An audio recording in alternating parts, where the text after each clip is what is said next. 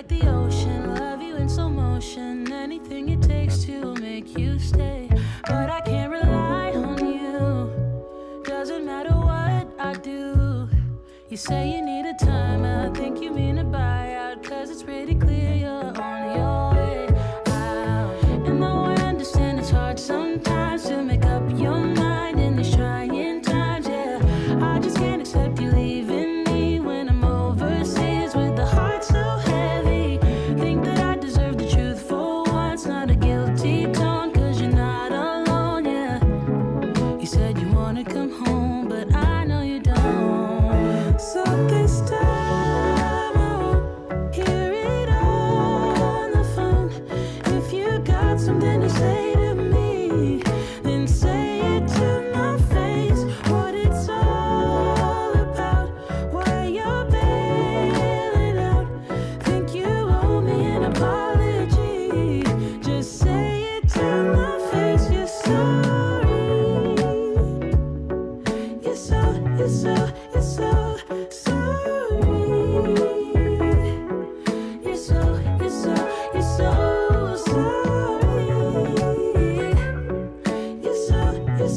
You're so sorry. Say it to my face. You're sorry. And I quit my job for you, even quit some friends for you, cause you couldn't stand it, me all independent, so you had to have me for yourself. That was when I trusted you, when I could add up 2 and 2, when you promised we'd be together, you, me, forever. Now there's nothing left to lose. And though I understand it's hard sometimes to make up your mind in these trying times, yeah, I just can't accept you leaving me when I'm overseas with the heart so heavy. Think that I deserve the truth for once, not a guilty tone, cause you're not alone, yeah. You said you wanna come home, but I know you don't. So this time I won't hear it on the phone. If you got something to say to me, then say it to my face. What it's all about, why you're bailing out. Think you owe me an apology. Just say it to my face. You're sorry. You're so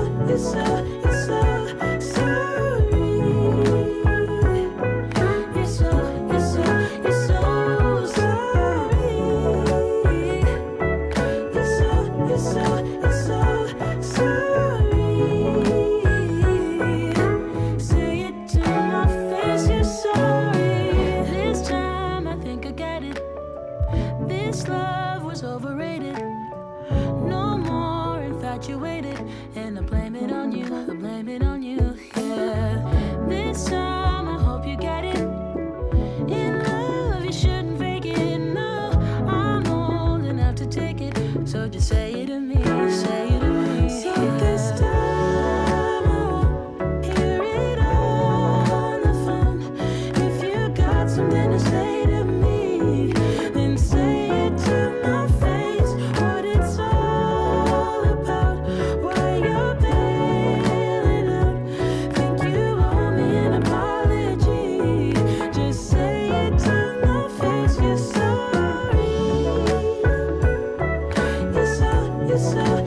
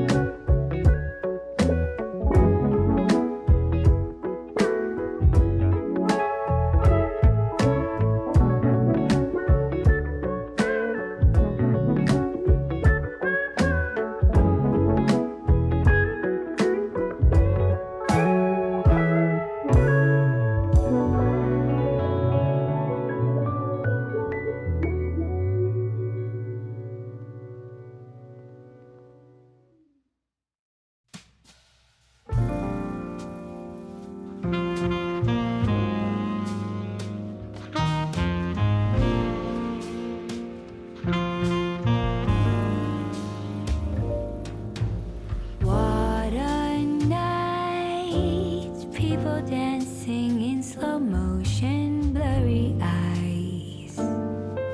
But I've had enough, it's time to say goodbye.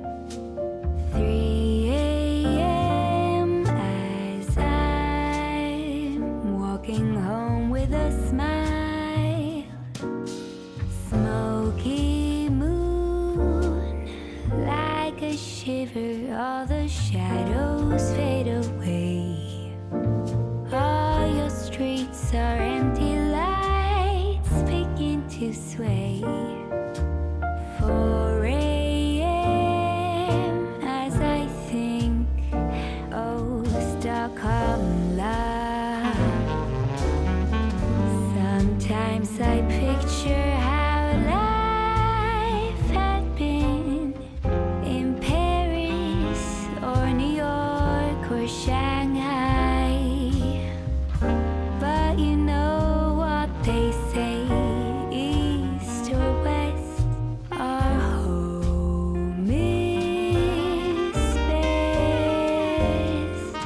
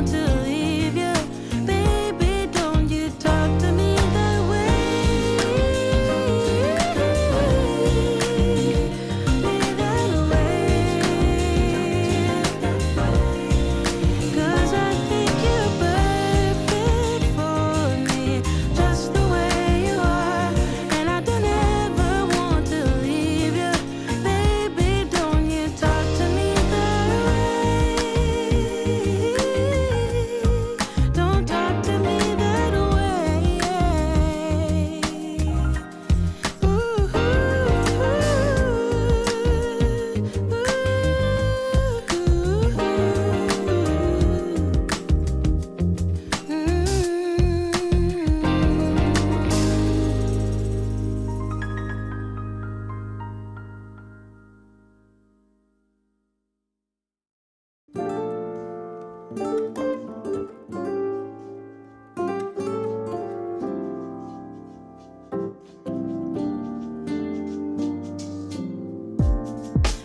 casually keep diving into concrete. So bittersweet. Huh? Keep losing sleep while driving in the backseat.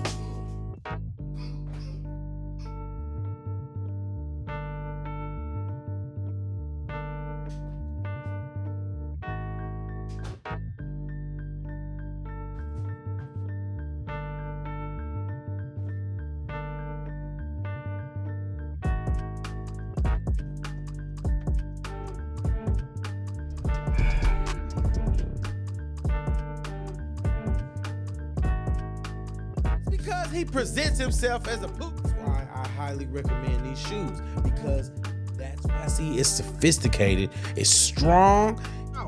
Every single time she do the duties of a spouse. You are the smartest person in the room. Yeah, you need to go around people that are smarter. So I don't believe that the Bible is wrong. I believe that the Bible, and stop crapping on people. Hilton, and I'm signing out. Reset, man. Just that's why I say destroy the you're supposed to be loyal to. The Black Joe Rogan. Go ahead and do your thing, bro.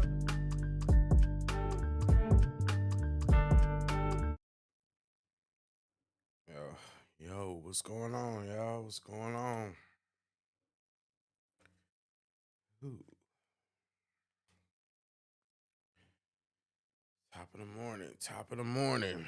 So it's another one of those impromptu streams, but I feel like this is worth talking about, and I feel like kicking it with y'all. So let's go ahead and kill two birds with one stone, right?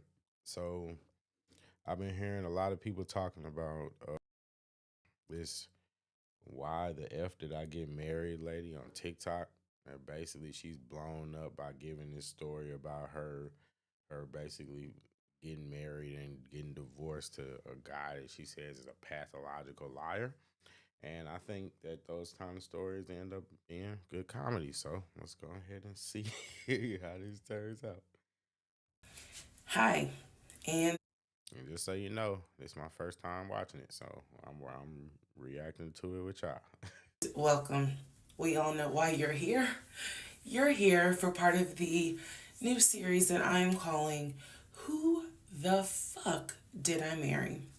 I'm going to create this playlist series, and I'm going to tell the story of how I met, dated, married, and divorced a real pathological liar. This is my introduction slash disclaimer video. First and foremost, I'm going to be truthful, even if it makes me look bad. I'm going to be honest, but I'm also not going to be disrespectful to anyone that was involved. I'm not going to use people's real names because I don't have their permission to do so, and the sister does not want any sort of litigation. I will tell you off the top, I have a sense of humor and I have sarcasm. So things that you see me So basically, she's just giving a disclaimer or whatever. laughing at, none of this is funny. But in order to get through it, I have to laugh. If I cry, I cry. I'm human. I'm a woman. I definitely understand that. I'm also one of those type of people where sometimes I just laugh at the stuff. Some stuff is just, you can't do nothing but laugh at it. And, you know, it's inappropriate sometimes, but it is what it is, you know. I also have a dark sense of humor. Was traumatic. I'm going to do the best I can to upload as much of the story as I can, because I know people get so annoyed with the follow for part 4, follow me for part 17. I'm just going to do the best I can to keep uploading the videos each at a time. I'm going to go in order from the time we met until the time I got our divorce decree in the mail. So that is a lot of time to cover. Please give me the grace to just get it out. It may not be all in one day. It may not be all in 2 days. But what I can tell you is, even if you don't necessarily see a video, I'm probably recording it, and then I will upload it into the playlist titled, Who the Fuck Did I Marry? What else do I need to cover ahead of time? Because I feel like this video is important to give some sort of context, so that way when people jump into the series, they kind of can figure out, oh, let me start at the introduction video and then work my way through. A lot of the questions that you all have sent me will be answered when I start and tell the story in order. Everything I'm going to tell you can be verified. There are people in my life who can easily verify, yes, this did happen. Yes, he really did do that. Yes, he said that. Yes, she did go through that. I have no contact whatsoever with my ex-husband in any way. This disclaimer is long as hell. Oh, man. Shape or form. We do not communicate. We do not have mutual friends or anything where we communicate through those people. No contact. Okay, lady, get to it. I cannot stress that enough, because I feel like somebody's going to ask me, do you still talk to him? No.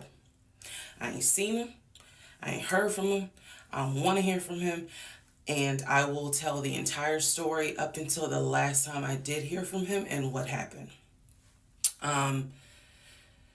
Yeah, this is my story.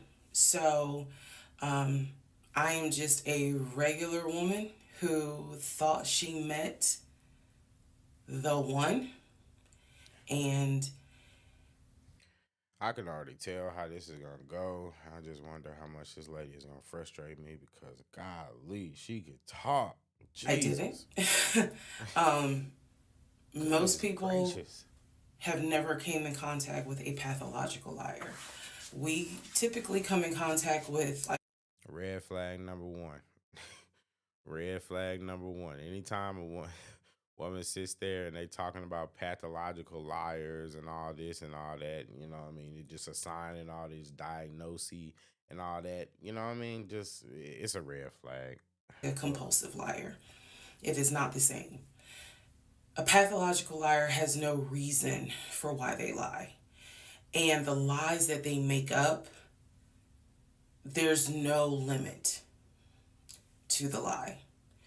I was once a psychology major in undergrad. I didn't graduate with a psychology degree, but I'm very comfortable saying that he was a pathological liar. He was a narcissist. And yes, there was some in my opinion, mental health issues going on. Pathological lying part, absolutely. So I want to preface all this by saying, you're going to probably think, what in the world? There's no way this happened. Everything you're going to hear me say actually did happen. I never thought I was going to be in some sort of Lifetime movie, but I was. Get to it. So, I will read the comments as best I can. Like I said, I think if you allow me to tell the whole story, things will be answered. And sorry, I do talk with my hands. It's a coping mechanism. So if you're like, why does she keep moving her hands?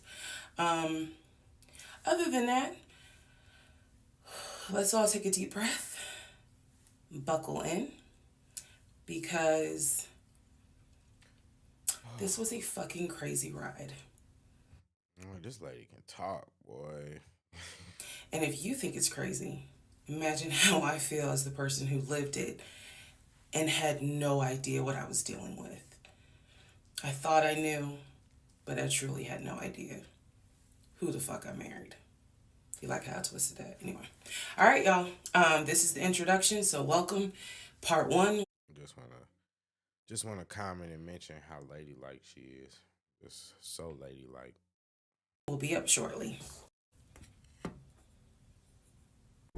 I've been thinking a lot about starting my own business, but the thing is, I'm not really sure what I'm passionate about, and I want to do something. Did I marry?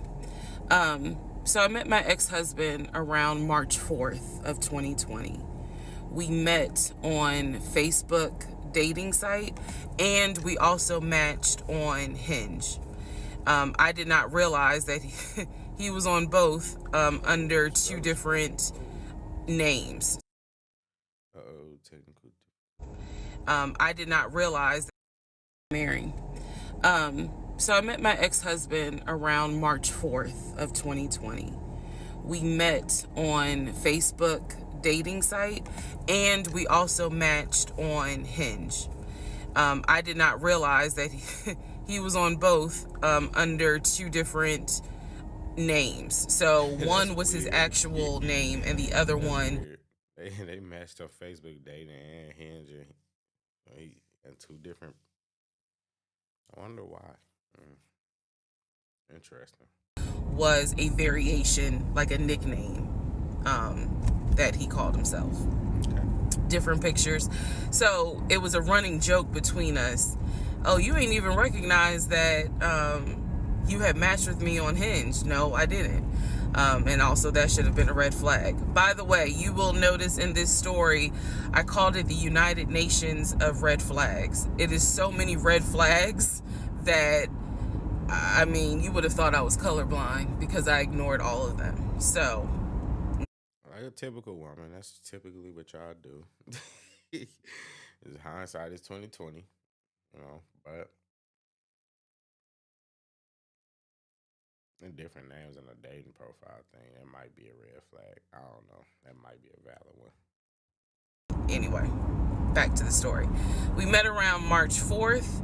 We exchanged phone numbers. He called me and we talked on the phone for the first time. In the first phone call, he told me that he had just moved to Georgia from California, from San Diego. His job had transferred him because he was being transferred in as the new regional manager for a major condiment company that is based here in Georgia. I'm not going to say the name.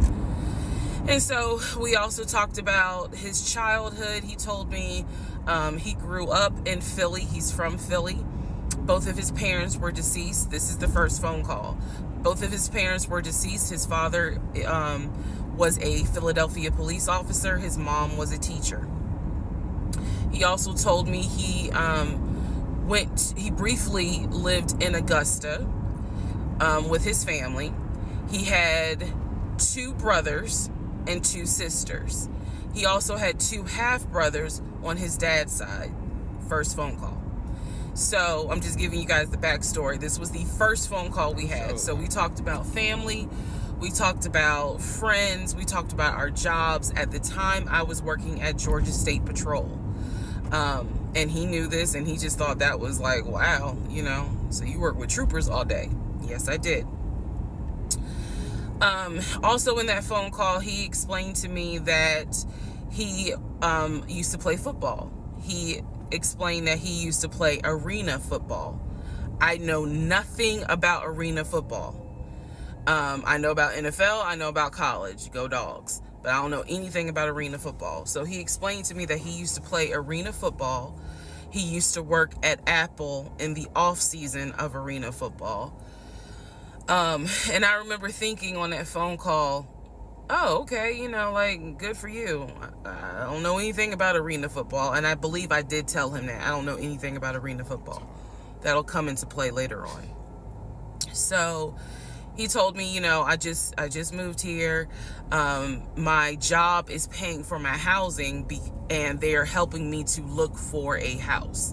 He was like, right now I'm in Gwinnett County, but I'm trying to look for a house ideally in Atlanta, like Brookhaven, Sandy Springs. He was like, I really would like to move out there.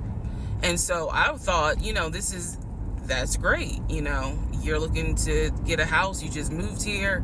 He was like, I don't really know too many people here because I spend all my time at work and, this job is really demanding. So that was our first phone call. We talked more. So this lady just went on this whole diatribe about a first phone call, and I guess she's laying the foundation. I guess it was setting the foundation. I get trying to justify, I guess, her memory. I guess she's qualifying herself, but I don't know. It's just taking way too long. He talked a lot, which took me by surprise because I'm not really used to men talking more than me. He eventually asked me out on a date. Our first date was set for Saturday. Did y'all see that little shade right there? She not. See, women love to do that. They love to do that. I'm not used to this. I'm not used to that. When they try to shade you, she's just trying to shade him because the man like to talk. I mean, I'm not saying that that's a good or a bad thing. I'm just saying that it's just like I we could see the shade. Saturday, March 7th, 2020. He asked me what was my favorite restaurant. I said Cheesecake Factory. And so we agreed to go out at the Cheesecake Factory in a location that was in between. I lived in Clayton County at the time. He lived in Gwinnett County. I realized that if you don't know anything about Metro Atlanta, that makes no sense. But basically, we lived about 45 minutes apart. So we agreed to meet at the Cheesecake Factory over at Perimeter Mall, which is in an area, Sandy Springs, Dunwoody area. I was excited. Like, I called my friends and was like, I got a date, you know, blah, blah, blah. We'll see how it goes. First conversation was good.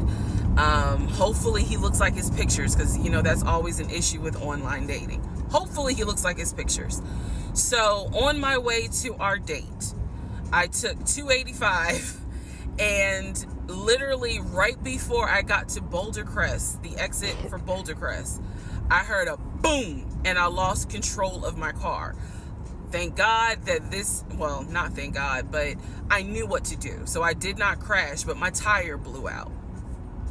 So I called him and I said, hey, I'm so sorry, but my tire just blew on 285. I'm slowly making my way off the exit. I believe I pulled into a Chevron gas station. And I said, you know, I got to get this fixed. I don't know what to do. Like, I'm a damsel in distress kind of thing. He kind of paused. He got quiet. And he was like, you know, tell me exactly where you are. Drop your pin. So I dropped the pin. And he came to the gas station. Got out the car. And I was so relieved that he actually looked like his pictures that I was like, oh my God, he's actually attractive, because he's like 6'4", 6'5". Oh, also, man, I apologize. So let me go back to the first conversation. Let me add something. He did tell me. Chance to just say, well, it's always, they always get hypnotized by the looks, but then after that, then it's all the red flags were there, but you wasn't worried about the red flags when you first met him. Just saying. I'm just saying. It's just, this is crazy. This is crazy, and this lady can talk. Welcome to the stream, by the way. Good morning. The first phone call that he was divorced, and that his ex-wife, she had 2 children, a boy and a girl, who were teenagers, young adults. I think the girl was about 20, and he said that he had a very close relationship with his stepkids, but that he and his ex-wife had divorced because she cheated on him out in California. And so coming to Georgia was a new beginning for him. She was still out in California. The kids were still out in California. And so, you know, he was like, I can't stand her, but I still want to be in the kids' lives. I have to put that in there because that will come back later. So this is just setting the stage. Again, that first conversation we talked about family, job, friends, how he ended up in Georgia, me being in Georgia, the things that, you know, I would think people talk about in the first conversation. All right, now back to the tire blew out. So he shows up to the gas station. He changes my tire, which I just thought was the sexiest thing in the world. And then he proceeds. Oh, come on. You knew he was going to change your tire. Come on. That was what you was asking for. You know, if he didn't do that, you never would have talked to him again. Like, get out of here. You just lucky that he actually know how to. You know, a lot of dudes out here actually can't change a tire. So you just lucky. You know what I mean? You know, if the man, if the man was in a position where he couldn't have changed a tire, like didn't know how to change a tire, she would have got on the internet trying to expose him, exposing they text messages, all that kind of stuff. It's a cold game out here. But that being said, I absolutely think you should know how to change a tire. So the fact that he could, I mean, like I'm waiting to hear more what these actual red flags are, because she sure pointed out that she has such a big collection of them. So let's find out. It's to say, hey, I found a tire place around the corner. You need to get another tire. Like, you can't drive on this donut. So he followed me to the tire place, and then helped me get a tire, paid for it. So I was definitely like, wow. And so the vibe was good. So anyway, I get the tire fixed. We follow each other to the Cheesecake Factory over in Perimeter. We hold hands walking into the Cheesecake Factory. So in my mind, I'm like, this. Oh my God, I had butterflies. That's the look of a woman who had butterflies. So I had. And that's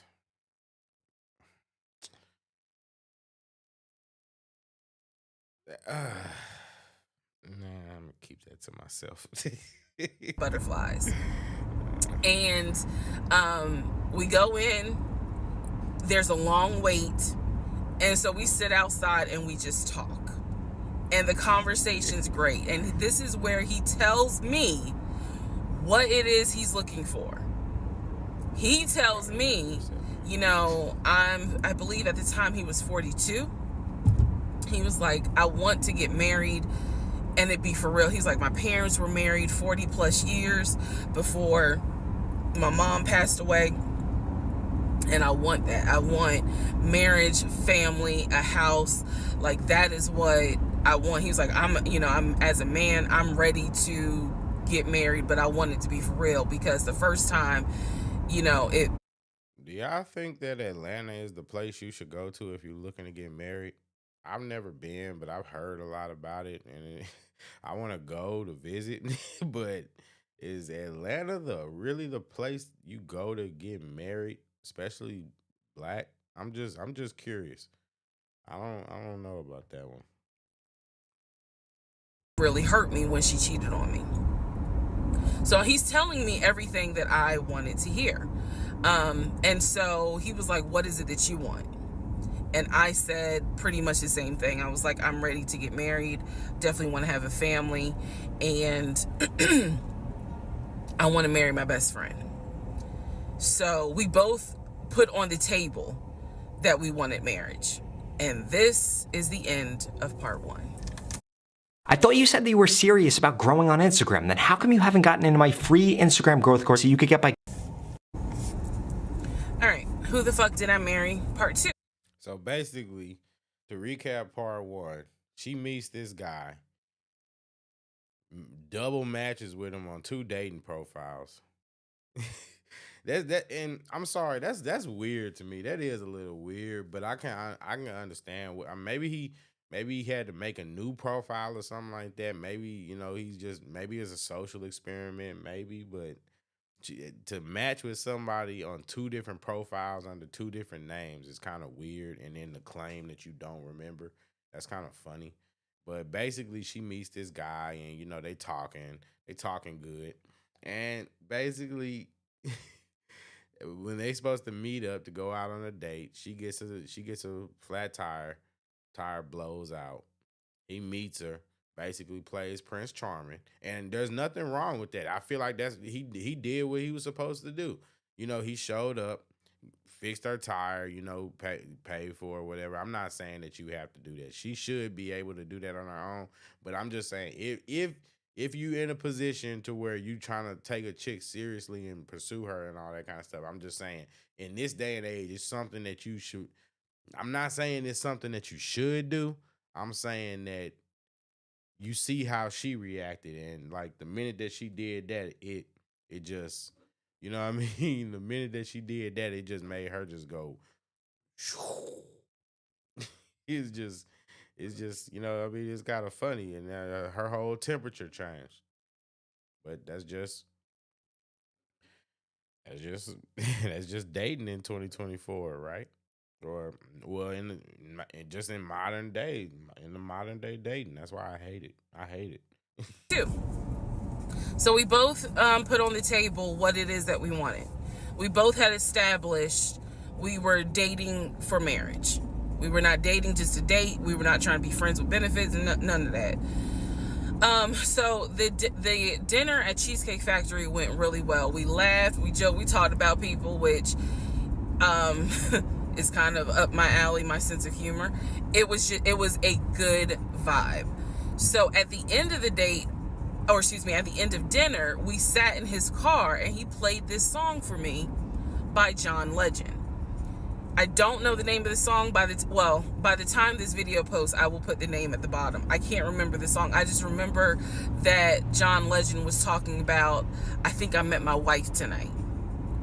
And I thought it was a sign. So I was like, oh my God. So anyway, we ended up sitting in the car talking just about life and experiences until about... I just want to comment. It just be so funny sometimes how quickly women can get lost in the sauce when they're attracted to you or when they like you. It's just hilarious.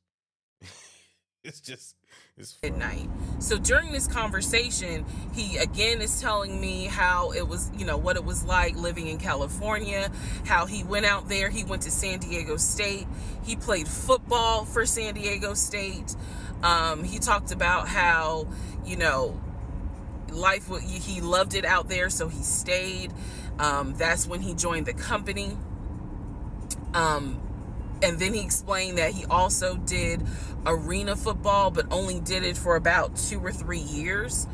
He claims that while he was doing arena football, the team that he was on won a championship.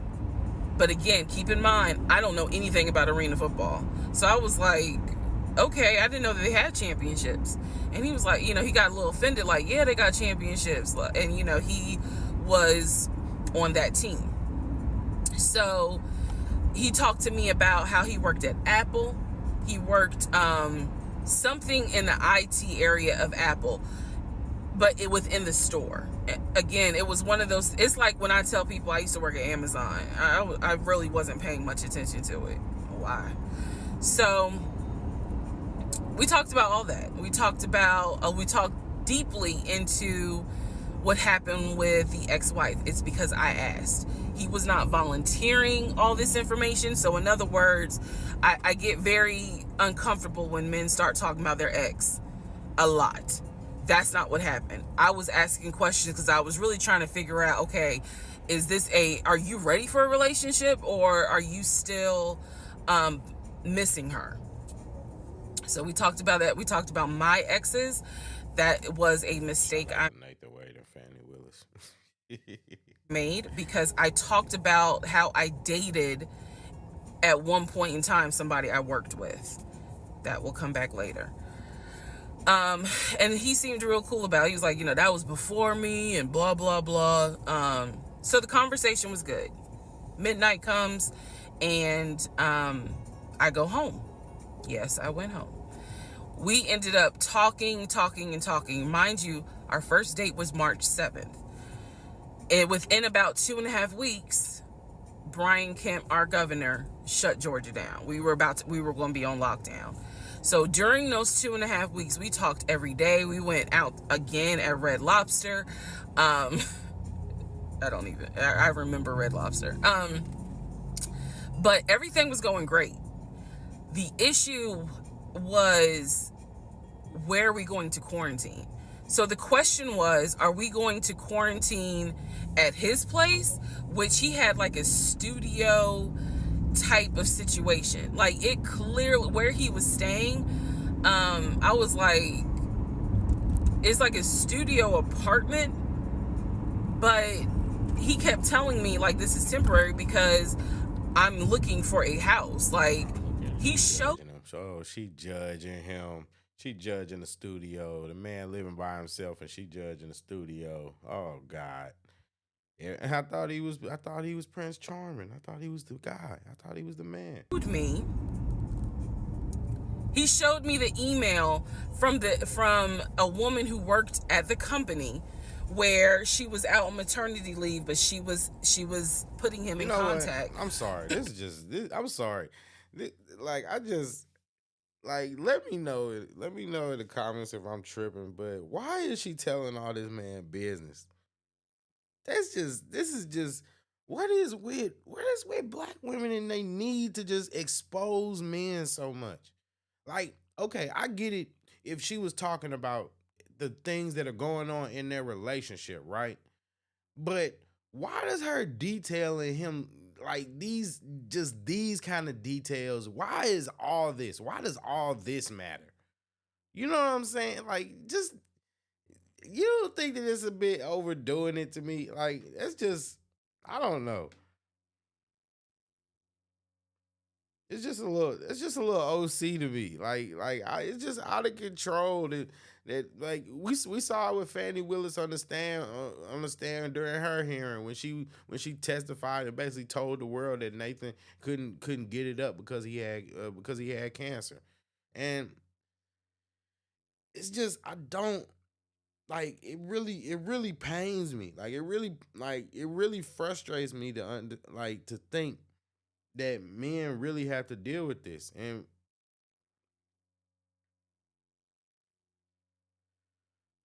why is she exposing this man like this? Like, I get it. Talk about the relationship. That's what everybody clicked on the video to hear. But what does this have to do with anything? With a realtor to help him find a townhome or a single family house. So I was just like, okay, this is definitely temporary. Like, he's not trying to stay here long term. And she was apologizing in the email. I'm so sorry, this should have been taken care of before you got here, but it wasn't, I saw the email. I read it. I read the email. So the decision was, we're going to quarantine at the studio, or we're going to quarantine? She said in her disclaimer that she wasn't going to disrespect anybody.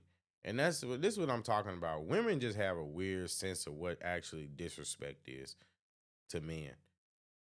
And exposing private details, intimate details, pillow talk, so to speak, exposing that kind of stuff is just, that's not respect. You can't respect somebody if you do that. That's just real talk. My house. First mistake I made. Well, there's a lot, but this was a mistake I made. So ladies, caution moment. During one of our dates, because keep in mind, in those 2 weeks, we were seeing each other quite a bit. Nothing physical or anything like that. Just two people who I thought were really on some, all right, let's see if this is going to grow into something. He came to my house. When he came to my house, I had a 3-bedroom, 2.5-bath townhome. He was in a studio. Now, I'm telling you guys all of this in order of how it happened. You hear that attitude? So you hear that? He was in the studio. Like, come on. Some things I'm probably going to insert what I was thinking and the mistake I made. Can I turn this off? Okay, I still need that. And I say that to say that I did not realize inviting him to my home probably made his eyes go, oh shit, she's a keeper. She got this 3-bedroom, 2.5-bath townhouse, and I'm in like a little studio. Yeah, let me go ahead and pursue this. What I need to do to quarantine here. The decision was made, quarantine at my house. So the state went on lockdown. He came and stayed with me in my home. And for the most part, in the initial beginning, it was fine. It was fine. The reason why I hesitate is because I grew up in the church. So for me, it was really like an internal struggle of, bruh, you always said you would never live with a guy unless he was your husband. and now you living with a dude and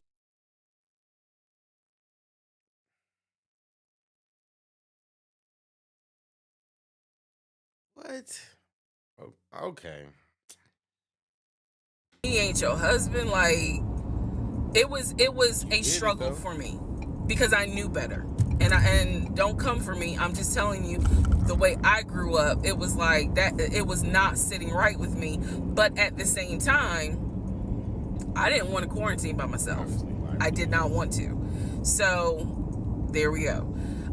So he moved in. We talked about the bills. Let me clear something up that I said in the other video where I said he paid all the bills.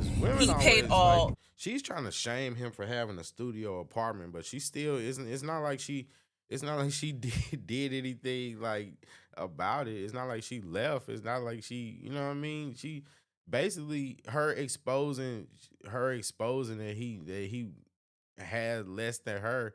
All that does is just prove that she's a pookie picker. That in women, like I gotta understand. If we brought back judging women by the men that they dealt with, I think that a lot of women maybe would let this exposing culture go, because woman being like picking pookies is not a flex. The household bills. He did not pay my car payment, my cell phone, or my car insurance.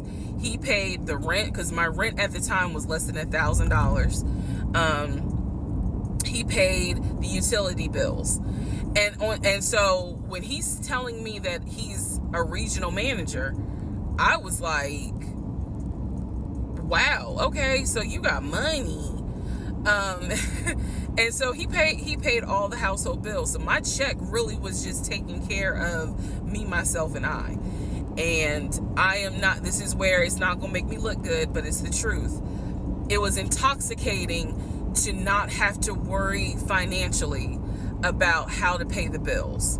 It was a wonderful feeling. And so I kind of pushed to the side the fact that, yeah, you shacking up, because it's like, but your paycheck, you don't have to worry right now. Like, he's taking care of all of April's bills before April even comes, because this was still March. So we're living together, and I'm cooking, I'm cleaning, he's helping to cook and clean, and then we have a conversation about house. Is he still going to buy a house just for him, or is he going to buy a house where it's for us? Because we are going to try to make this thing work, be official, get married, have a family. So the question now on the table is, what are we going to do? Because I didn't want to stay in Riverdale, Georgia. I did not want to raise a family there. I refused to have a baby in Clayton County. So the decision was made, let's start looking for a house for both of us. Remember, he was already looking for a house for him. But then he was like, you know what? We're together. I plan to marry you. Let's look for a family home for the two of us. He was like, this is how much I was approved for. That's when he showed me the Chase paperwork. It was a letter stating that and it had the Chase emblem at the top. He showed me a letter stating that he was approved for $700. All right, part 3. Jesus Who the fuck Christ. did I? And this is what I'm talking about. This is what I keep talking about. Why is she telling all of this man's business like this? What does that have to do with the relationship? Like, okay, all you had to do is say the man had money. The man could get a nice house. That's all you had to say. You sitting there giving numbers on the internet for like, this is gonna be up forever.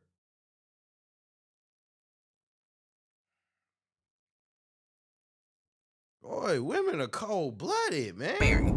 So this is when he showed me a letter from Chase with the Chase logo at the top, stating that he had been approved for a mortgage for a $750,000 mortgage, or a $750,000 house.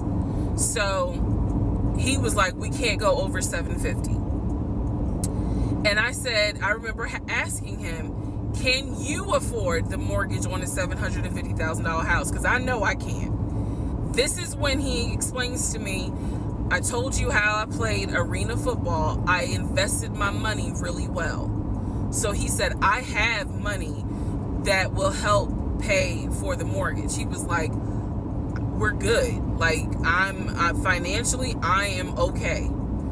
He was like, that's why I'm able to get approved for $750,000 mortgage. So he told me that his money was in different savings accounts.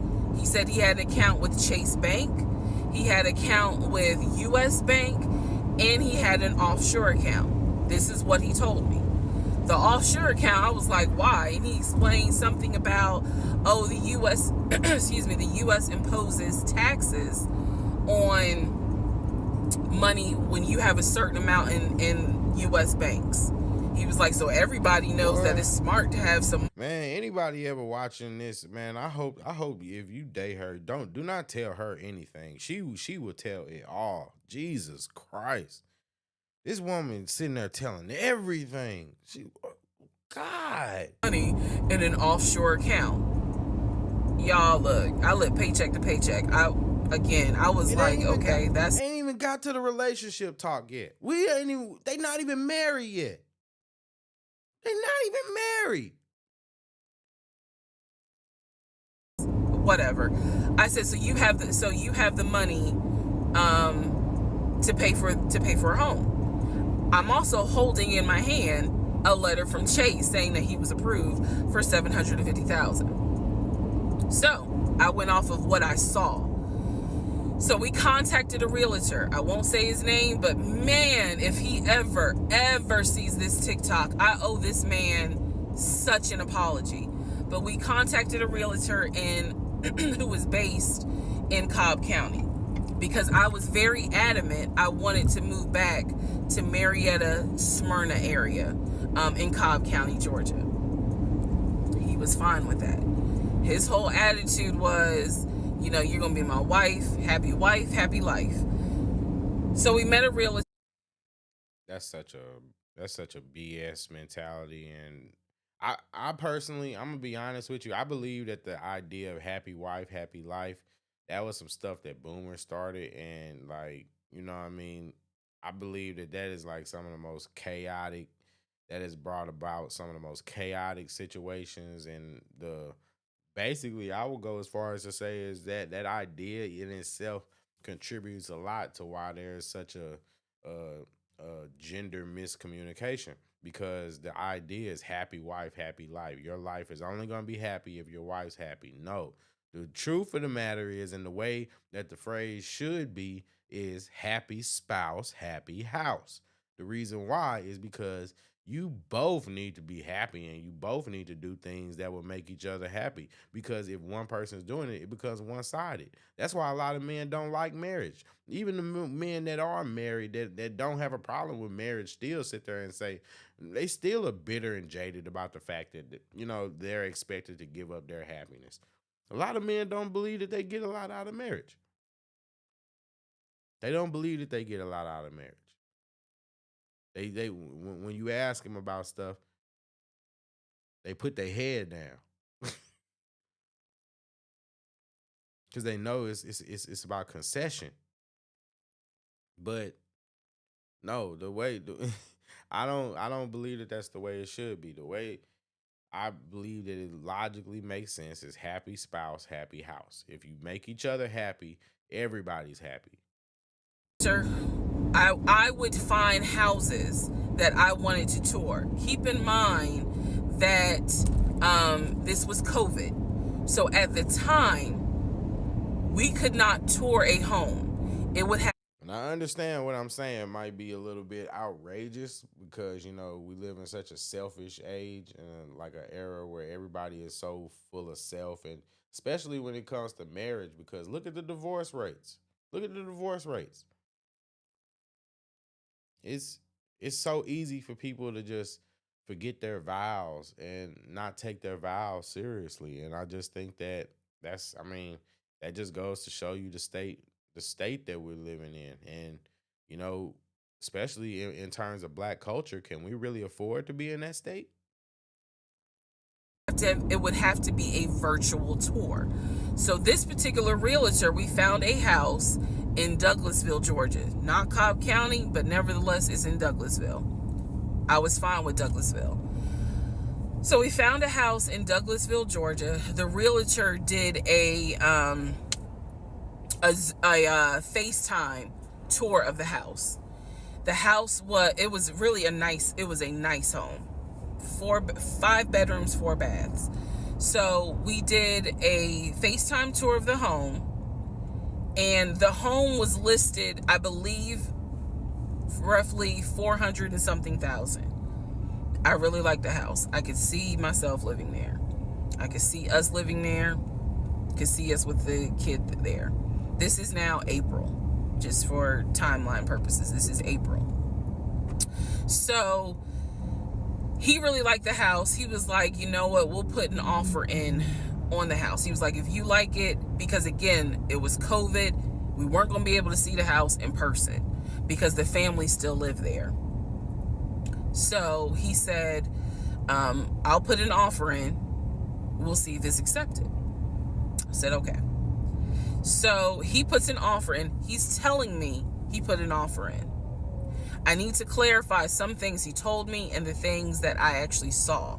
So for this house in Douglasville, he told me he was putting an offer in. The realtor would call me because one thing that the realtor told us, he was like, if the woman likes the house, typically the house is going to get bought. So he kind of dealt with me a bit more than he did my ex-husband. And again, this is April 2020. This is before we got married. So at the time, he was my boyfriend. So the realtor was calling me and was like, hey, you know, I put the offer in, and You know, it's possible that a lot of this would be avoided if they weren't going so heavy as you know, as boyfriend and girlfriend. I'm just saying, ain't nobody perfect, but yeah.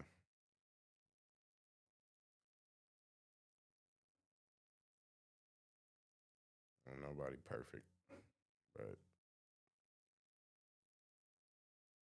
what they're asking for is proof of funds.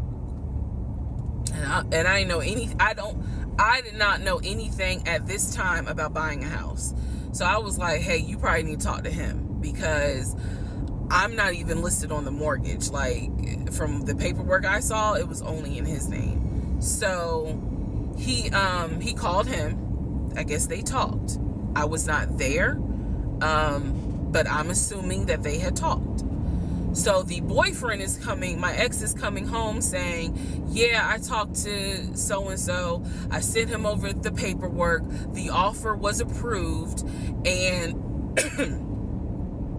they are going to try to do a virtual closing. First, we got to do an inspection. If the inspection goes all well, then we have to do a virtual closing. He also told me that he put down earnest money on the home. He put down, I believe, $5,000. He said, I just transferred the money over to the realtor's account or whatever, so that it could be earnest money for the house. So I'm just like, okay, great. He was like, so realistically, this is April. We should be able to get in that house by June. Okay, no problem. So this is what he told me. About 3 or 4 days later, I get a phone call from the realtor. And the realtor is like, hey, I'm just checking to see what you guys want to do about that house. So I was confused. I'm at work. And I said, oh, I was told that he put an offer in. And the realtor was like, he did? I didn't know that he put an offer in. And I said, well, why wouldn't you know? Like, he told me he put the offer in, and he had paid earnest money, $5,000 earnest money. And so the realtor was like, well, let me call him and find out what's going on with that, because I didn't know anything about it. So red flag, of course. So I call him, and he in true narcissistic nature, he flips the script and he like goes off. He's like cussing, going off, like he shouldn't, excuse me, I have the hiccups. He shouldn't be calling you.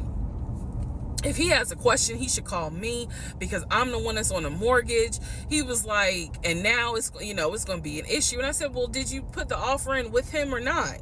And he said, no, I did not put the offer in with him. I put the offer in with a friend of mine who is a realtor, so I can give him the business. So I did not hear from that realtor again. So I was just like, is the house under contract or is it not? He was like, yes, the house is under contract. This is how crazy things work out. About 3 days later, on realtor.com. So he went behind the realtor's back and gave his friend the business. Jesus Christ. He might be a pookie with money, but he's still a pookie. Jesus Christ. I'm looking at the house because I was trying to figure out in my mind how I'm going to decorate. It shows the house is under contract. So, showed my boyfriend. My boyfriend's like, I told you it was under contract. He was like, I like, did you not believe me? And I ain't had the heart to say, hell no, I didn't believe you. Like, it seemed too good to be true. But once I saw the house was under contract, I absolutely believe that, okay, it's under contract with him. Like, yeah, we're about to do inspection. We are about to move. And so we had driven by the house because, again, keep in mind, a family's still living there. So we had driven by the house. At this point, he was like, I want us to start looking for furniture so that way we can go ahead and order it. So when it's time to move, the furniture is ready, because, you know, it takes like 6 to 8 weeks sometimes for furniture to be delivered if they don't have it in stock. Like, he was very methodical and planning and saying, this is what we need to do. So we started going to Home Depot, Lowe's, because we had a printout of what the sellers were going to take. They were going to take the appliances. He had a printout. Let me be clear. He had a printout. So it said on there that they were going to take the appliances. So we needed to get a new stove, new refrigerator, new microwave, all that stuff. So we went to Home Depot and Lowe's, and I went ham. I chose all these new appliances. And here's where we get into the show. Are you sick of having issues with your webinars, wasting tons of time on troubleshooting with attendees? If so, you need StreamYard on air. Hey, it's Dana from StreamYard. All right, part 4. So we go to Home Depot, we go to Lowe's. I'm choosing all these appliances. He's taking pictures of the SKU number. We had representatives helping us, and he basically explained to them, hey, we're buying a house. We should be closing sometime in June. Can we order this stuff now? Can I put a hold on it? Like, what can we do? Because we're not ready for delivery. I stood there as the Home Depot rep said, we can hold it in our warehouse. Like, you can buy something and we can hold it. People do it all the time, especially with COVID. So I watched him pay. I want to say it was about it was either $350 or $500. I watched him pay a deposit on a whole new set of appliances for them, and they were going to hold it until we were ready for delivery. I watched this. So I was like, okay. Man, you better not ever do nothing illegal, man. This lady got a whole dossier on you. The deal. Like, we got the appliances. Next, let's go to Rooms to Go and Ashley Furniture and find actual furniture. So we went all around Rooms to Go. We went to Ashley Furniture. We went to American Signature. And I saw all these things. Yeah, I'm watching this for the first time, so a lot of this stuff is just blowing me. I'm just trying to take it all in, because this lady is just, she's a lot. She's a lot. That I wanted. Again, he's taking pictures of it. He was like, I can go online and order it. I didn't think anything of it because, again, I just saw that we held the appliances. So I was like, okay, that's fine. So April turns into May. May 2020 comes. This is where things start to get a little interesting. May comes, and obviously we had not done inspection. And I'm asking him all the time, what's the deal with the house? He was like, oh, because of COVID, they're trying to get someone to do the inspection. But the guy that they had, it was always something. The guy they had caught COVID, so they're going to have to get somebody else. And he's like 15 houses backed up, so it'll be a while. So at this point in May, I know I look crazy. In this point in May of 2020, I started recording audio diaries. I don't know why. It was something just made me just start recording my thoughts in an audio diary, and I still have them. And I would save them by the date, and I would just start talking about what's on my mind. So I was like, I knew there was something was nagging me, like, but I kept pushing it out of my mind. I was like, you saw, this is what I reminded myself. You saw him pay for the appliances. You know the house is under contract.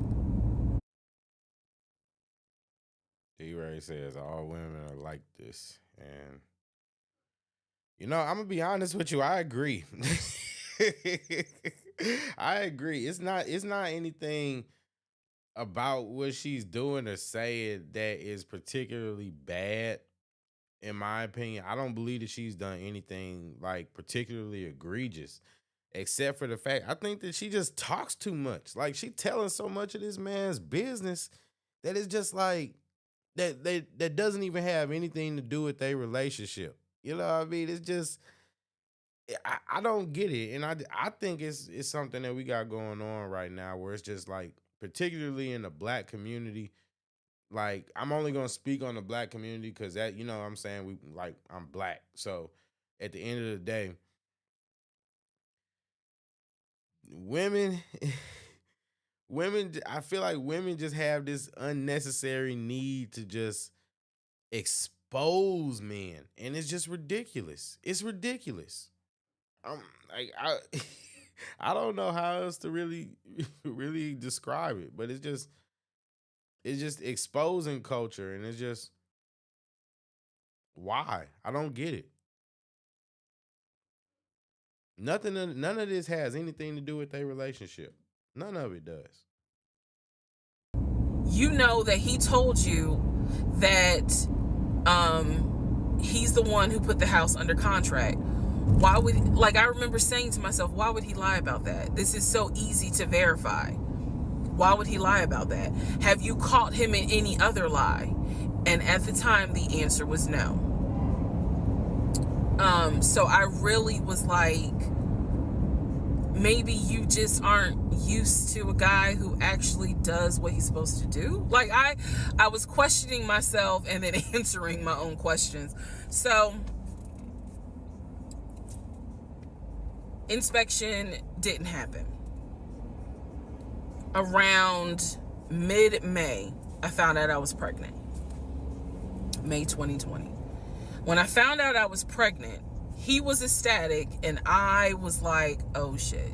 The reason why I was oh shit is because, number one, I'm plus size. Number two, because of my age, I felt like it was probably gonna be a high risk pregnancy. And I wasn't married. And that nagged. I cannot tell y'all how much it nagged me. There was a lot of internal struggle in between. My family didn't even know that he had moved in at this point. I told them, that I was pregnant, went to the doctor, everything looked good. But again, because it was COVID, he couldn't go in with me. into the actual room. So, you know, doing any sort of ultrasound, doing the blood test, because my HCG levels were really high. So the doctor was like, hey, it might be twins. We don't know yet. You're still kind of early, you know, along. They gave me a due date. The due date was January 26th of 2021. So, yeah. May, found out I was pregnant. So there was now more of a push into, we got to get a house. We got to get the fuck up out of here. I'm not having a baby in Riverdale. Okay? Nothing against Riverdale, but I ain't having a baby in Riverdale. So we need to find out what's going on with this house. And so he was on top of it. He had an answer for everything. He was like, you know, I'm gonna call and find out what's going on, blah, blah, blah. He then magically told me about a week later, oh, they're going to do inspection on the house like in 2 days. So I was just like, okay, keep in mind, I'm taking his word for it. I'm taking his word for all this. So he's like, they're going to do an inspection. Once we get the inspection report back, then we will know what we are going to be responsible for. What are we getting ourselves into? So, I guess they did an inspection. He showed me an inspection report. Only thing that they said that the roof had just recently been replaced, which I remember he was very happy about. And the issues that there were for the house were minor. It was not a bad, because we did have a discussion about it. He was like, it's nothing that we can't handle. Then he said that we were set to close the end of May. We were set to close the end of May. He told me it was going to be a virtual closing. You're probably like, what the hell is a virtual closing? Because again, he's saying because of COVID, people are not closing in the office. They're doing a virtual closing where you would need to electronically sign the paperwork. This is what he's telling me. And so he was like, we're set to close like just before Memorial Day. And so for some reason, again, there's still that nagging part. For some reason, I didn't start packing. Anyone that knows me will tell you I hate moving. I've done it enough in my life. I hate moving. But I did not start packing up that house at all. I was just like, you know, I'm pregnant. My body was changing so fast that it was like I can barely keep my eyes open half the day. And so, no, I didn't start packing. I want to hear about the stuff that, like, I want to hear about the pathological lying. I want to, like, come on, lady. This should have been where the story started, if we being honest. And I remember I did record, again, I was recording audio diaries just about every day. When something didn't sit right, I would verbally record it in the audio diary because I was like, I don't know what it is, but there's something. That was the theme of our relationship. I don't know what it is, but I know there's something. And so I remember talking to myself in my little prayer closet, because that's where I would do my recordings. And I remember thinking, what if we don't get this house? Like, what if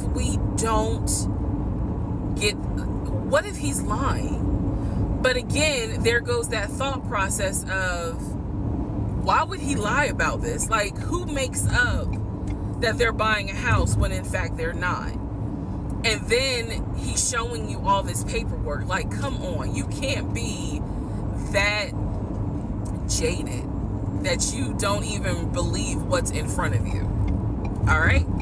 So now we're going to go into part 5. Oh, buddy, I almost want to take a break. I need some coffee to get through this. Ugh. Yeah, I think, Yeah, I think I'm gonna end it and I'm gonna come back. I'm gonna come back because I gotta get some coffee or something. Because this lady is a lot. It's saying a lot. It's hard to keep up with. But yeah, on that note, we're gonna pick this back up in part 2. So I appreciate y'all for watching. It's JayyRedd Unfiltered, and I'm signing out.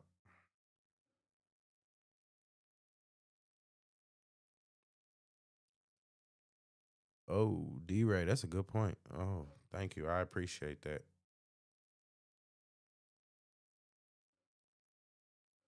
Oh, yeah, you're right. You're right. I appreciate that. Thank you. Mm, it's a good suggestion. Seriously. That's why I love kicking it with y'all because y'all get some great suggestions. For real. Yeah, but I'm gonna be back. I'm just gonna pick up where I left off. But I appreciate you for watching, and yeah, yeah, I'm signing out for real this time. I'll be back though. All right, peace.